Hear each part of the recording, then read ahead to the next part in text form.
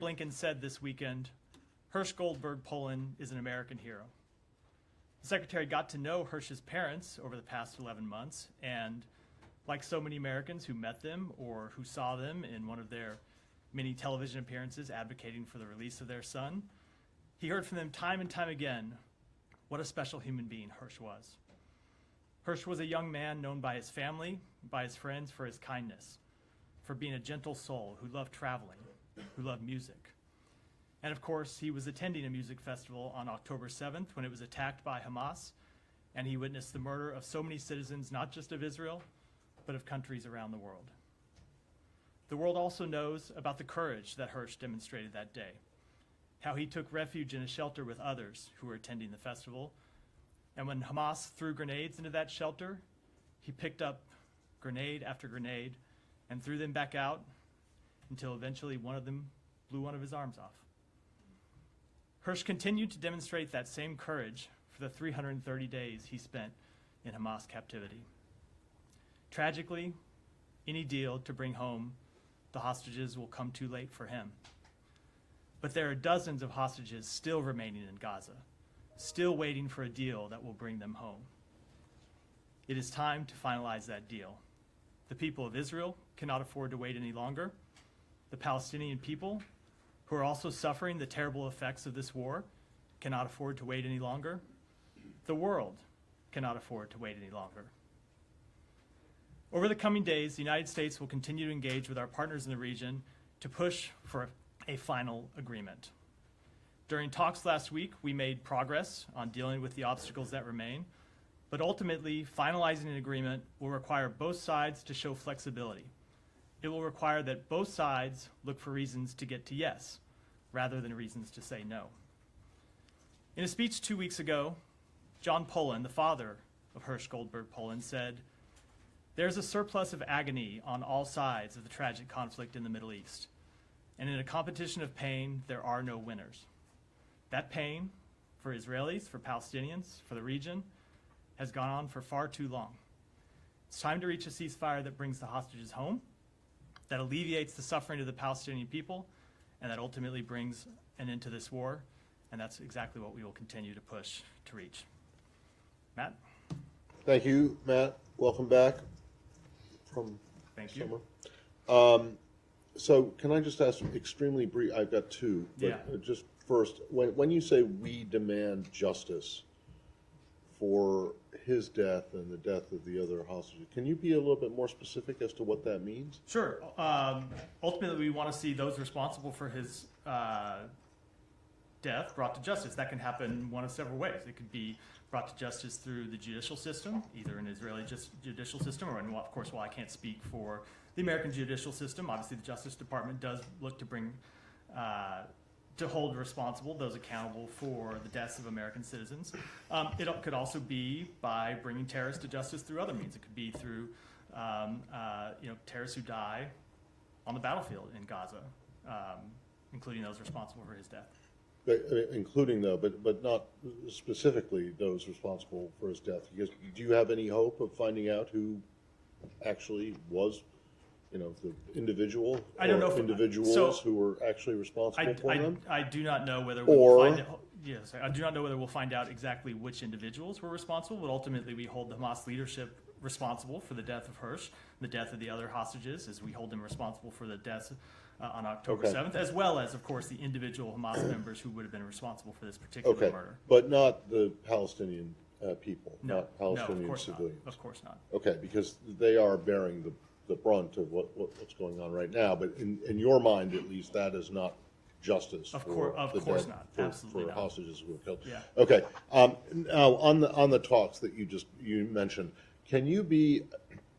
I know that you won't get into the specifics of the talks, but can you be as detailed as possible about where these talks are, who is involved in them? Is there a State Department component, or have you guys basically just ceded this to the CIA and NSC? So the talks have been held at a number of different levels in a number of different forums. Bill Burns has been the leader in a number of the negotiations. As you know, they've been conducted through intelligence channels. So Bill Burns has been conducting these negotiations with his partners in the Egyptian intelligence service, in the Israeli intelligence service, and of course in the Qatari as well. Secretary has participated in negotiations around them at times, and of course has also participated in trying to bring political will to the negotiations at time in his travels in the region. And of course, our colleagues at the White House have done so as well. It has been a whole of government approach. In terms of where they are, and you're right, I'm not going to get into the negotiations, but as I said in my opening statement, we did have constructive talks last week in the region to try and reach agreement on the final gaps. I think as you heard the Secretary say when he was in the region several weeks ago, Israel had agreed to the bridging proposal, but that's not the end of the road. There are a number of important implementing details that require agreement to implement that bridging proposal, and that's what we're trying to get agreement on now. Okay, but at this point, on September 3rd at 1:30 in the afternoon, 1:31 Eastern time in the afternoon, are there talks going on, and where are those talks happening? I don't believe there are any talks going on today, none that I can speak to on behalf of the State Department, maybe others in the government can speak to, but even when the parties are not in the same room talking back and forth, there's still work that's ongoing. Oftentimes what happens, you've covered negotiation for years, people get in a room and negotiate and then go back to their countries and work on and who hammering from out the State specifics. Department is involved? The Secretary has been involved. No. In the actual nuts and bolts discussions on the ground, who is it? Secretary has been involved. Members of the NEA have been, Near East Affairs Bureau have been involved. Who? And members, I'm not going to get into details. And representatives from our embassies, I should say, in Doha, in Cairo, and in Jerusalem. All right. Have all been involved at various Last one. And when do you expect this new proposal, which I presume is not that much different than the last bridging proposal, but correct me if I'm wrong, when do you expect that to be presented to the Israelis and to Hamas? I don't want to set a timetable here. Well, It's like something- this week, next Let me week? just say, Because you keep saying now. we are working with our partners Egypt and Qatar, who are the other mediators in these negotiations, to try and hammer out agreement on some of these issues that we think or that we hope would get the parties to yes, and we will present it to them as soon as we think we have something that we think can get there, or that we hope will get there. Thank you. Yeah, Mayor. On that proposal, why do you guys keep calling it final? Does that mean that if this proposal fails, that U.S. is just going to walk away from these talks? So I'm not going to get into any hypotheticals. We don't want a proposal to fail. We want a proposal to go forward. I'm not going to get into any hypotheticals. But it's not a hypothetical. You guys are calling it Just let me- final, just which let makes me- everybody think Just that. let me finish.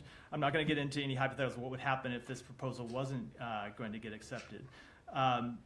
Ultimately, let me just step back and say, often we get questions about our involvement in this and why we're pushing to get a deal. And I made clear at the outset why we think a deal is so urgent, because there are Palestinians who are suffering, innocent Palestinians who have died since the beginning of this conflict and who continue to die through no fault of their own. And of course, there are hostages who are held and their families who are grieving, and every day the conflict goes on, it adds instability to the region. But ultimately, the United States cannot commit to an agreement on this. We are not a party to this conflict. It requires Israel and it requires Hamas to make difficult decisions to reach an agreement. And what we will continue to do on behalf of the United States, and what we believe Qatar and Egypt will continue to do, is to impress upon those parties why an agreement is in their interest and why an agreement is in the interest of the region. But ultimately, we're not the ones that can make that decision. So are you saying that if, for whatever reason, they don't sort of show the flexibility and they don't actually take the deal, that there is a chance the United States... Okay, let me ask this way. Can you rule out that U.S. will stop efforts to achieve a ceasefire and bring the hostages back? So I just don't want... I know where you're trying to go with this, and I do respect it, Humera. I'm not trying to play games with it. I want to take this one step at a time. We are working day and night to try to get an agreement over the line, because we believe an agreement is manifestly in the interests of all the parties involved. We are going to continue to try and get an agreement over the line. We're going to work to put a proposal together with Egypt and with Qatar that we believe both parties should accept, and I will leave it at that for now. In light of what the president said over the weekend, does the U.S. government believe that Prime Minister Netanyahu also share the same level of urgency that you guys have? I will let the Prime Minister speak for himself. We obviously believe this is an urgent matter. One of the things that you heard the Secretary say last time when he was in the region was every day that goes by without an agreement, there are risks. Obviously, one of the risks is region-wide conflict that we've worked to try and avoid. Another risk is the continued loss of innocent Palestinian lives. But one of them, and he mentioned this explicitly, I know you were on the trip, is that hostages could die. And so that's why we continue to push for this urgency, why we continue to push for this deal with such urgency, and we do hope that all the parties to an agreement will share the same urgency. Okay, one final thing. Netanyahu last night reiterated again that Israel won't withdraw from the Philadelphia corridor, which is now the biggest sticking point in this. And it's also 100% at odds with what the Secretary has been saying for months about, no reoccupation of Gaza. I'm particularly interested in how you guys are planning to reconcile that. So we've made it very clear, as you point out, what our principles are when it comes to an ongoing Israeli presence in Israel. We've also made clear in the proposal that the ongoing presence excuse me. Yeah, and thank you, Matt. And Israeli presence. It's a first, of course, first day at the podium in a few weeks. So yes, an ongoing Israeli. Actually, we have made clear what our opinion is on an ongoing Israeli presence in Israel. We're for it, just so it wasn't technically wrong. We made very clear what we believe about the possibility of an ongoing Israeli presence in Gaza, and that we are opposed to it. I will also say that in the bridging proposal that we put forward, that the government of Israel agreed to, it did include the removal of the IDF from densely populated areas. That includes the Philadelphia corridor. Now, as I said, there are a number of details that require further negotiation to conclude how the parties will live up to their commitments under the agreement. I'm not going to negotiate in those public, but that's what we continue to discuss with the parties. Yeah. Can I just clarify one thing, Matt? When earlier today the White House denied that it was using the word final to describe any sort of proposal forthcoming from the United States, are you taking issue with that word, or are you characterizing it? It was not my word; it was Humera's word, and I'm usually reluctant to take issue with Humera. Well, I mean, it was. Very smart. I'm aware. It was certainly not a term I used. Put it that way. Okay, so you wouldn't characterize whatever is forthcoming as a final or take it or leave it? I said we're going to take this one day at a time, or one step at a time. Okay. On the hang-ups, it's been well reported that virtually the entire Israeli national security establishment disagrees with the Prime Minister that maintaining a presence in the Philadelphia corridor is necessary in order to forestall a resurgence of Hamas fighters. What is the U.S. position on that? Does the U.S. believe that a military presence permanent is necessary to forestall that, or does it agree with the defense minister and others in the national security space? So let me say a few things which I think you'll probably find unsatisfying. Number one is that maybe I'll be wrong. Number one, we absolutely believe that it is in the interest of Israel, and it's in the interest of Palestinians in Gaza as well, that Hamas not be able to smuggle arms in across the Philadelphia corridor. That is absolutely in the interest of both parties. But we are opposed to the long-term presence of IDF troops in Gaza. We've made clear that we are opposed to the reoccupation of Gaza. That said, when it comes to the actual details, I'm not going to get into them here. I think you can understand, because this remains the subject of negotiation, how we would get from the proposal that the President put on the table, that the President made public, and through the final stages that we hope that we are in now. It just wouldn't be appropriate for me to discuss those details publicly.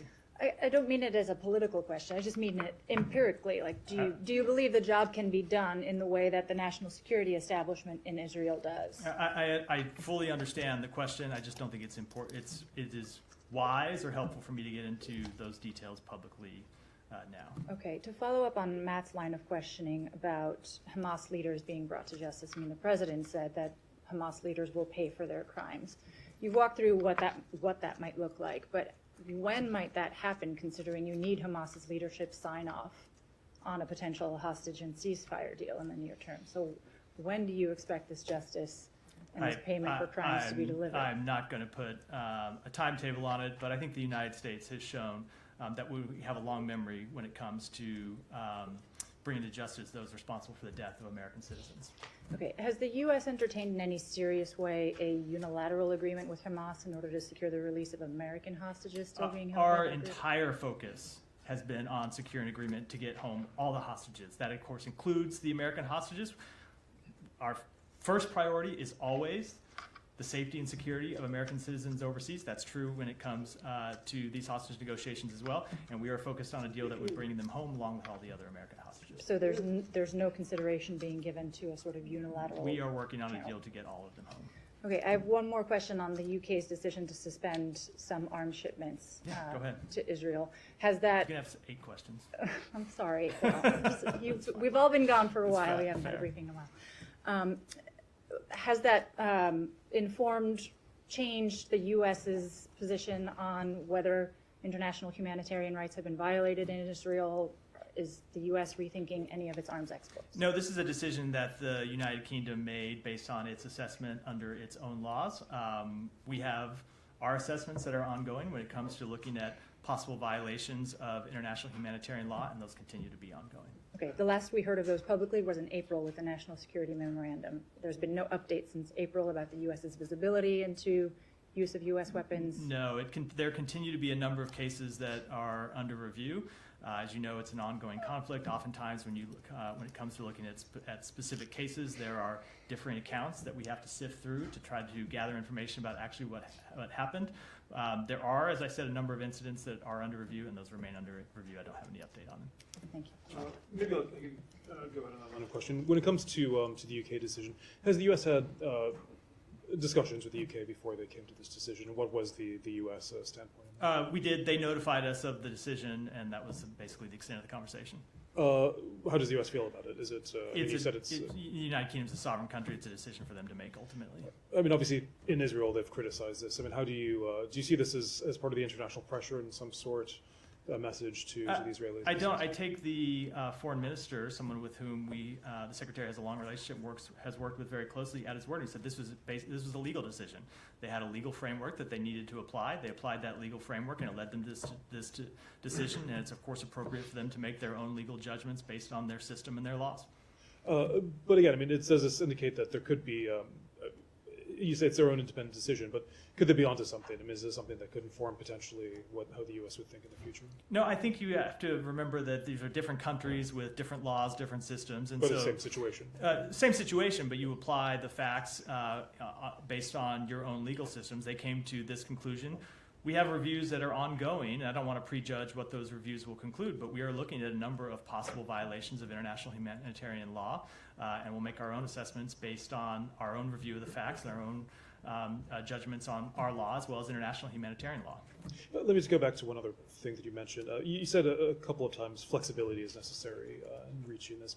Prime Minister Netanyahu, his remarks, I mean, beyond just the issue of the Philadelphia corridor, but he repeatedly said we're not going to, it's not the time for concessions after what happened, after what Hamas did. I mean, do you think there's flexibility, that there's a willingness to flexibility on both sides? I mean, how did you interpret the Prime Minister's remarks? I don't want to get into negotiating in public.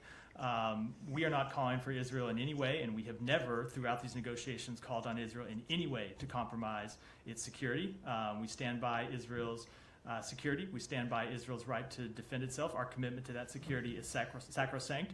And we also believe that one of the important steps Israel can take to protect its national security is securing the release of its own citizens, and of course securing the release of American citizens and securing the release of citizens of other countries. And so we're going to continue to push them to get to yes in this agreement, as we know Egypt and Qatar are pushing Hamas to get to yes.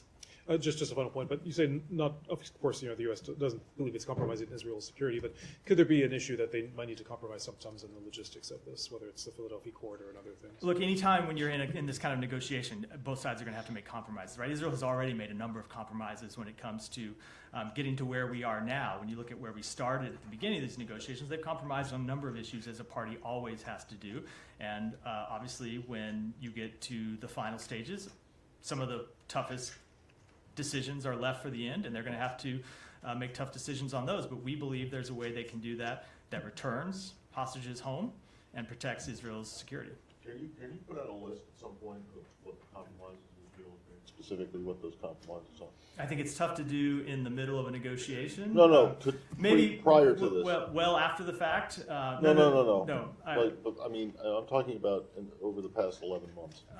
So in the context of Are you the talking about negotiations- compromises in terms of allowing humanitarian aid? No, I was talking about in the context of the ceasefire negotiations and the final deal. There are no Okay. places in which they've made compromises. Can I just expand off of Olivia's question for 1 second with regard to wanting Hamas to pay for the death of the hostages? Can you just help us understand, without getting into specific plans, the sequencing that the U.S. envisions happening here? Do you hope for Hamas to pay first, or do you hope for a deal to come to fruition first? So it's a difficult question to answer. We want to see a deal as soon as possible, but our call for justice for the leaders of Hamas did not start on Saturday. It started on October 7th, right? So we have been calling for the leaders of Hamas and those responsible for the crimes of October 7th to be brought to justice since October 7th.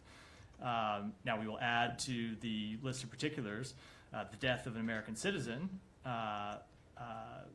which the world found out about Sunday morning in Israel, Saturday night here. But we have been calling for Hamas leaders and anyone responsible for acts of terrorism to be brought to justice since October 7th, and of course, in other cases, well before October 7th. So essentially, you're pursuing both of those goals, and whichever one comes to fruition first is the one you'll go with? They are. I think it's a mistake to think of them on like parallel tracks. We have long called for Hamas to be brought to justice. That continues to be an overwhelming priority of the United States. I think it should be an overwhelming priority of the world to see Hamas Sure, brought but to the U.S. justice. hasn't At put the same- boots on the ground at the same- in Gaza no, to go after let any me- of let me- those. Let me say it this way. Look, if the leadership of Hamas was not in place, you'd have an easier time getting to a ceasefire, I think. If Hamas was not in place at Gaza at all. That's not the reality we face, so we have to face this reality where we, at the same time, we want to bring the leaders of Hamas to justice. We are also trying to pursue a ceasefire because they're the ones, of course, who are the terrorist organization in Gaza that continues to hold American citizens and others hostages. So after this weekend, though, it is striking that you guys have repeatedly, talked about bringing Hamas to justice and making Hamas pay in recent days. Is there any change in the way that you pursue that goal? Would the U.S. consider giving any more resources to Israel to accomplish that goal, or putting any boots on the ground, anything like No, that? there's been no change to our strategy. And then to the Philadelphia corridor, just for a second, it's obviously a central sticking point. Does it have to be part of the next proposal? Has Hamas been very clear that without an agreement on the presence in the Philadelphia corridor, nothing can go ahead, or could you guys consider leaving that out of something? I'm just not going to get into that level of detail from the podium. Okay, final question for me. U.S. elections coming up. Have you seen any indication that either side, Israel or Hamas, are looking to those elections and factoring into the way that they approach these talks? Not that I'm aware of, no. Can I follow up on this? And I have a couple of quick questions. When Israel called for justice against Hamas leaders, they actually assassinated Ismail Haniyeh. So when you're calling for justice against Hamas leaders, you're not calling for assassination of the leaders, because that's against U.S. policy. I just want to clarify that. Correct. But I will say U.S. policy, when it comes to U.S. policy, we have long made clear that our first priority when it comes to terrorists is to see terrorists apprehended and brought to the United States to stand trial for their crimes. There are times when the U.S. cannot apprehend a terrorist because where they are on a battlefield, we don't have troops there, we don't have the ability to apprehend them. And so we do pursue other means to bring a terrorist to justice. That's true for Israel. It's true for other countries as well. Okay. Well, I guess that's the same with Bin Laden. That's probably what you're referring Correct. to. Okay. And many others over the years. Okay. The Secretary has been to the region 9 times. Can you tell us what went wrong in his understanding or in the party's understanding of why this agreement could not be reached till we're talking now on whether we're using the word final or not? What happened? So I don't think there's anything that happened. As the secretary said when he was there, Israel had agreed to the bridging proposal. We still need Hamas to agree to the bridging proposal. But as I said, I think in response to Humera's question, maybe it was Matt's, the bridging proposal wasn't the end of the road. As he made clear when he was there were a number of implementing details that we needed to reach agreement on to ensure that the parties would adhere to their commitments under the bridging proposal. And we continue to work to get agreement on all those and ultimately to put a proposal forward that we hope can bring the parties to agreement. Hamas spokesman said that they've been given instruction that if an Israeli military operation is conducted to release hostages, they've been given instruction. So I assume is to kill them.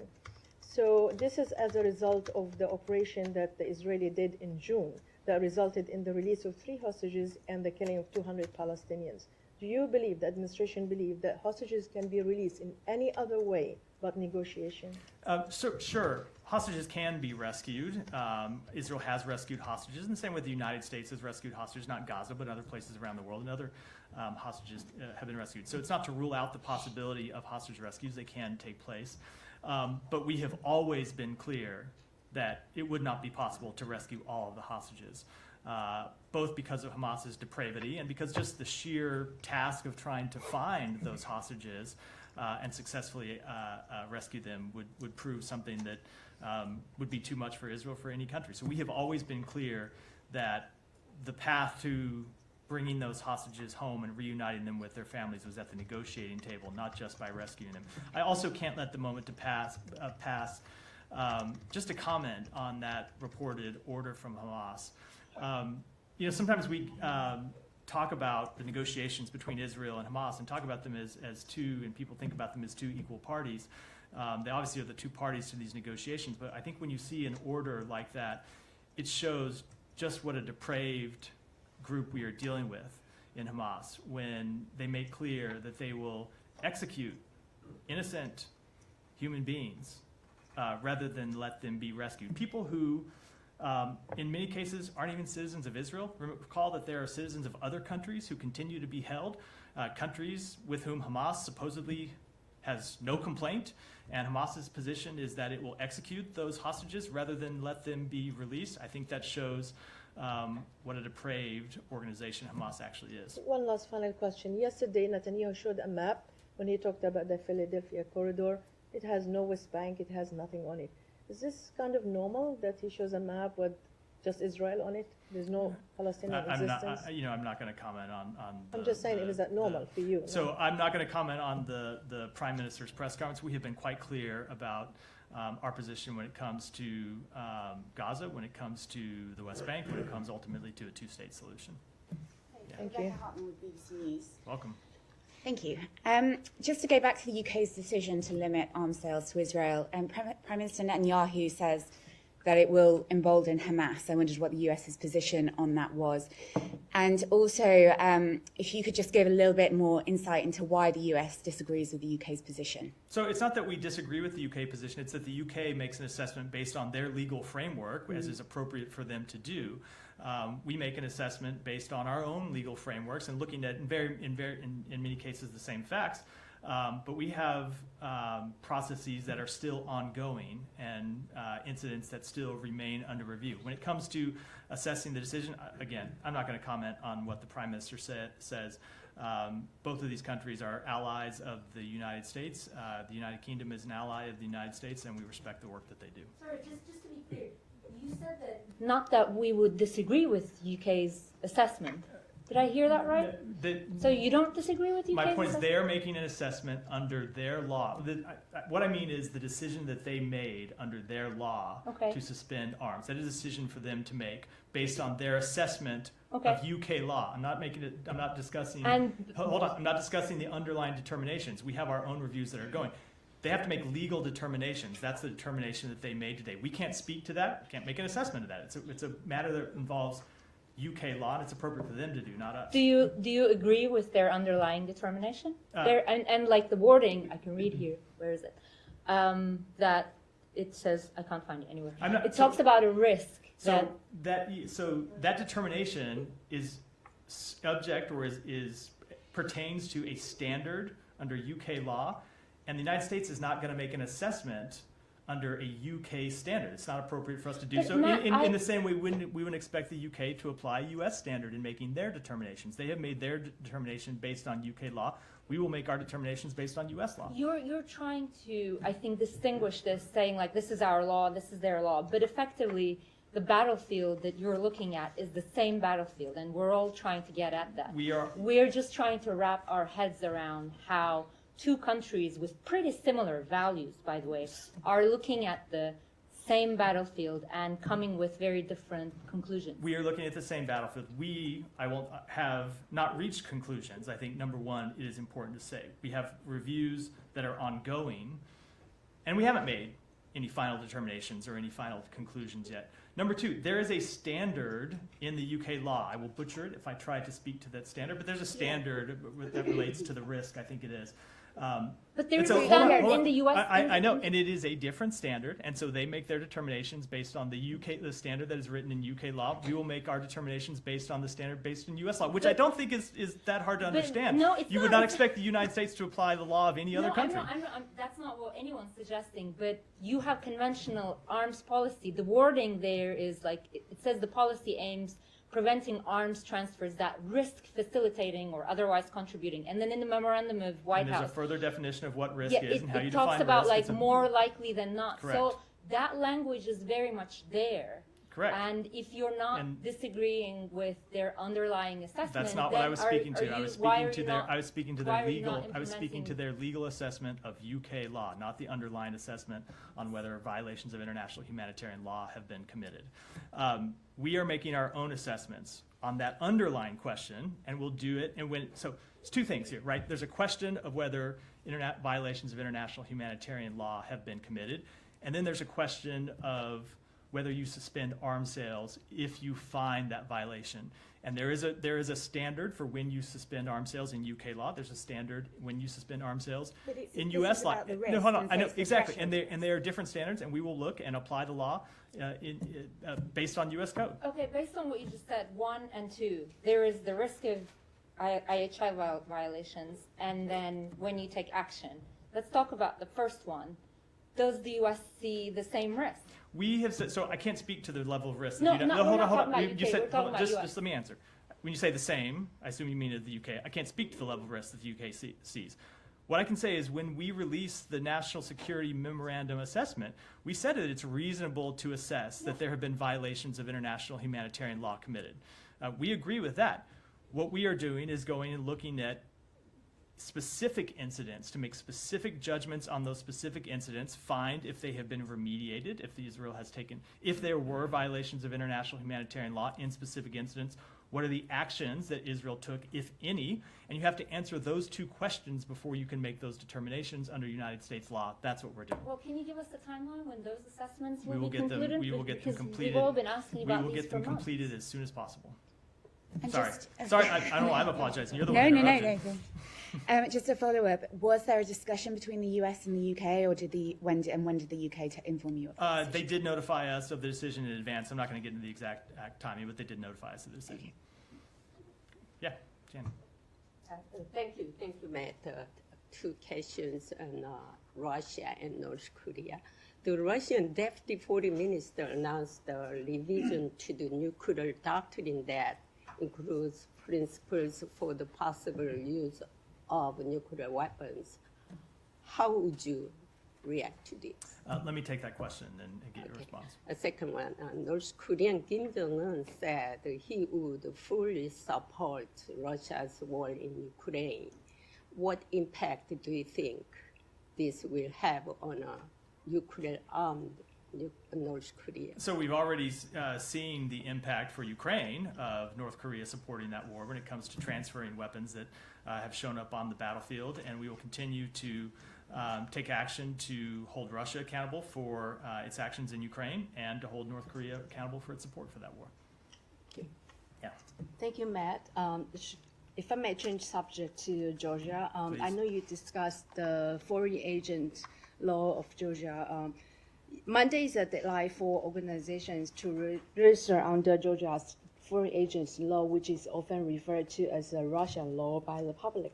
Do you have any update on that, including U.S. travel bans to certain Georgian officials? So the Georgia government continues to move in a deeply troubling direction, one that moves the country further away from its Euro-Atlantic trajectory, which the Georgian people we know overwhelmingly desire. We are concerned about the enforcement of this legislation for those entities that did not voluntarily register, including critical civic organizations and independent media. As part of our comprehensive review of bilateral cooperation between the United States and Georgia that the Secretary announced, as you know, we have implemented visa restrictions on dozens of Georgian individuals and their family members, including members of the Georgian Dream Party, members of parliament, law enforcement, and private citizens. And we have paused $95 million in assistance that directly benefited the governor of Georgia. In response to that second part of your question, that review remains ongoing. I would not rule out further actions.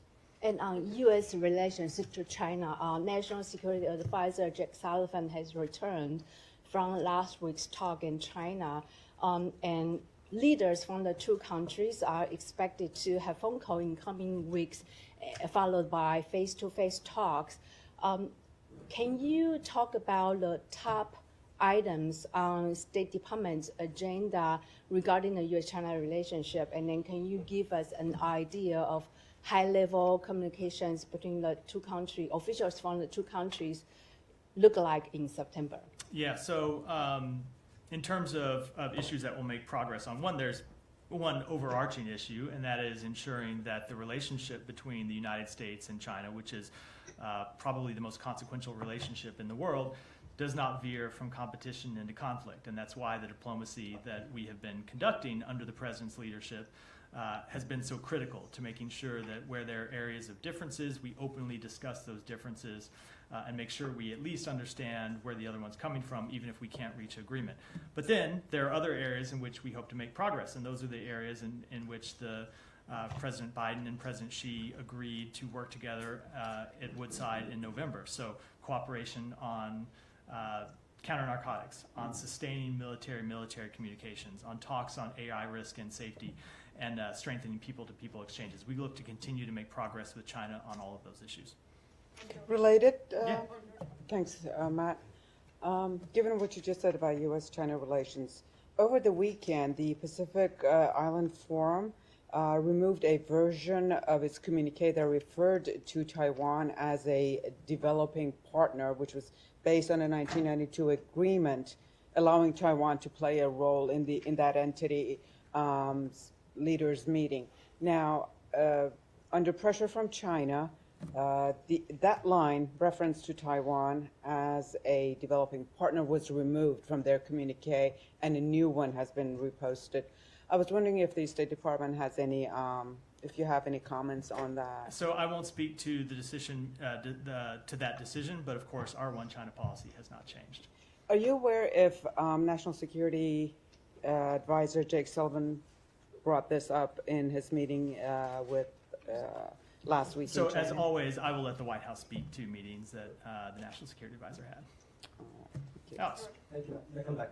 Going back to Ukraine, White House shared some reaction to today's Poltava strike, which is, one of a number of strikes throughout the past week. Yesterday, the president told us that he has been clear about the boundaries of U.S. support to Ukraine, what we can do, what we cannot do. Can you please speak to why you can't do what you can't do?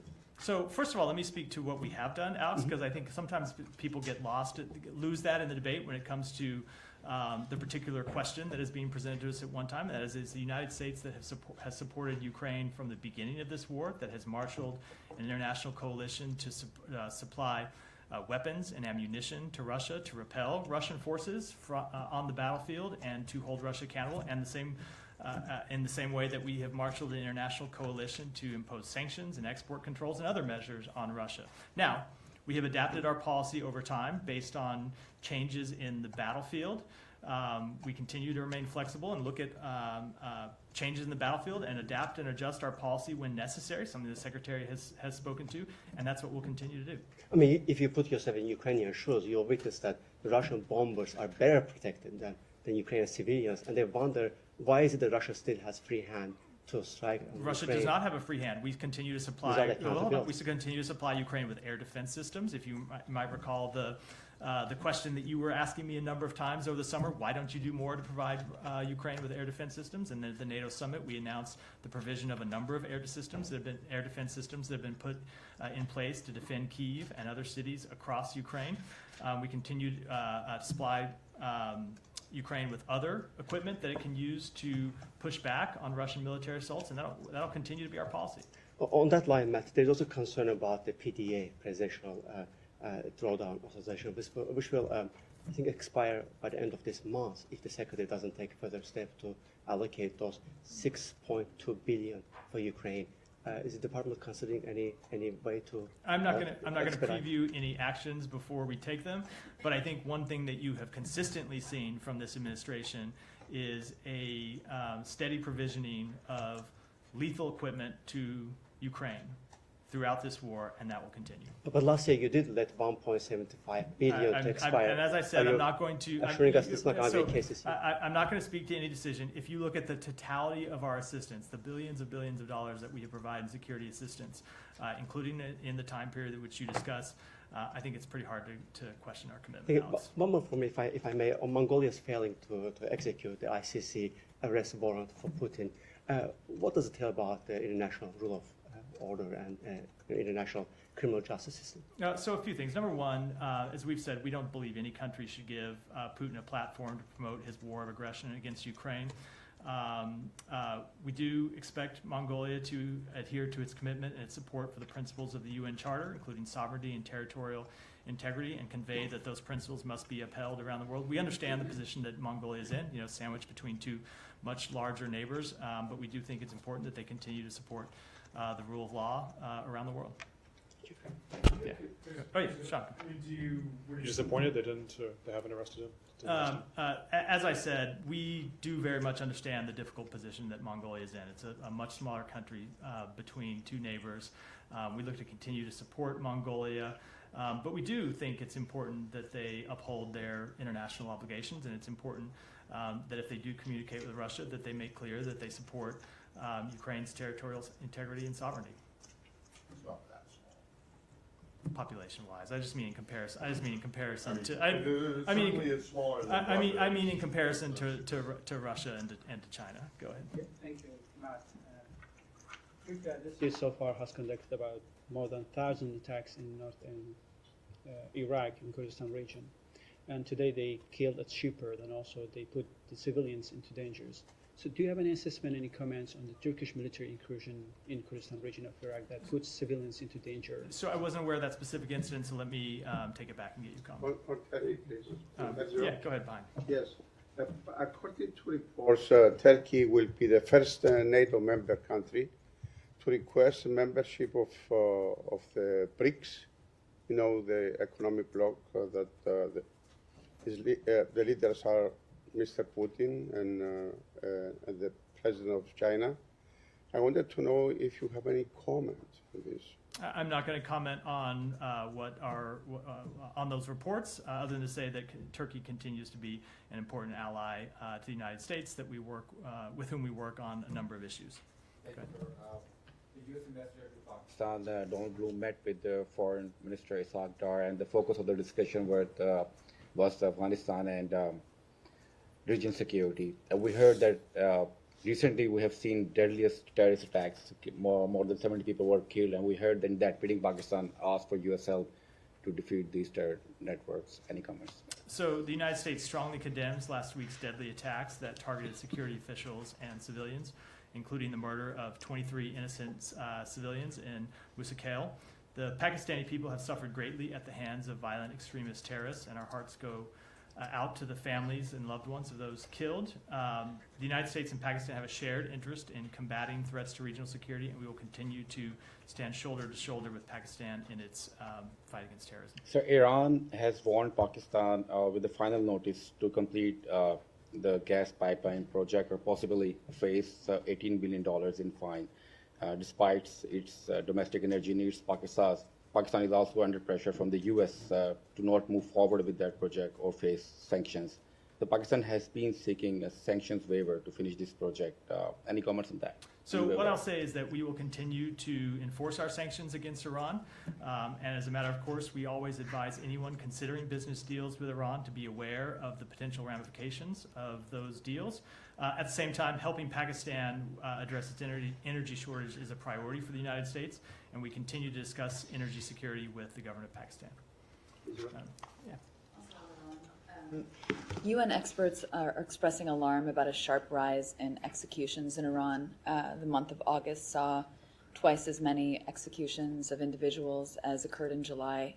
Is the U.S. concerned about this trend? Do you have any further comment on We the do report? remain concerned about the number of executions in Iran, and most importantly, how those executions are carried out. And that's the end of a judicial process that can in no way be described as providing fair trials.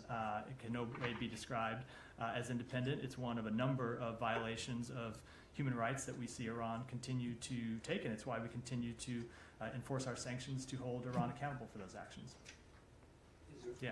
Can I switch topics to Venezuela? I know that Kirby had some reaction earlier on the arrest warrant for the presidential candidate for Urrutia. I wanted to ask you about that, but I also wanted to ask you about the seizure of President Maduro's airplane in the Dominican Republic. I'm sure that's a Department of Justice issue, but how do you see that in the current context of what's happening in Venezuela? Do you see this as an aspect of pressure at all? How do you expect Maduro to respond to this, and what are you looking for? Yeah, so first with respect to the first question, so we do condemn the arrest warrant for Edmundo Gonzalez for allegedly inciting violence. And I would note that it's not just the United States that's condemning this arrest warrant, it's countries in the region, Argentina, Costa Rica, Guatemala, Paraguay, Peru, the Dominican Republic, and Uruguay, who have all condemned this unjustified arrest warrant. The arbitrary and politically motivated action demonstrates the extraordinary lengths to which Nicolas Maduro will go to try and maintain power following his attempt to steal the July 28th presidential election. And when it comes to the seizure of the plane, so what I would say is that the United States enforces its sanctions, and we're always going to enforce our sanctions. And so I would look at this less related to the election itself and more about the consequences that Maduro needs to continue to feel for his illegitimate and repressive anti-democratic actions. So those are actions for which he has been sanctioned. I'm not talking about with respect to the election, that we have sanctioned him over the years. So we have imposed sanctions on Maduro and his regime for their anti-democratic actions. Those long predate his most recent anti-democratic action, and we will continue to enforce those sanctions. I know one of the lines that the State Department, the Treasury Department always have: the sanctions need not be permanent. I mean, in this case, what if he wants his plane back? I mean, what? I'll let the Treasury Department and the Justice Department speak to this specific. Okay, but more seriously, I mean, in terms of this, if it is an aspect of pressure, if it's specifically for the election or not, I mean, what are you looking for him to do? I mean, are there actions he could take to, it's So I will say, when it comes to there's two ways to answer the question. One is to look at all of the various actions over the years for which we have sanctioned the Maduro regime and Maduro himself, and we would look to see him reverse those actions. But when you look at the most acute issue, obviously it's his attempt to steal the presidential election. So there are a number of things that we have called on him to do: to stop cracking down on dissent, to release the actual tally sheets, which he still has not done, and to get Venezuela back on its democratic path, something we have called for him to do. He has not shown a willingness to do so. And so in coordination with our partners, we are considering a range of options to demonstrate to Maduro and his representatives that their illegitimate and repressive actions in Venezuela have consequences.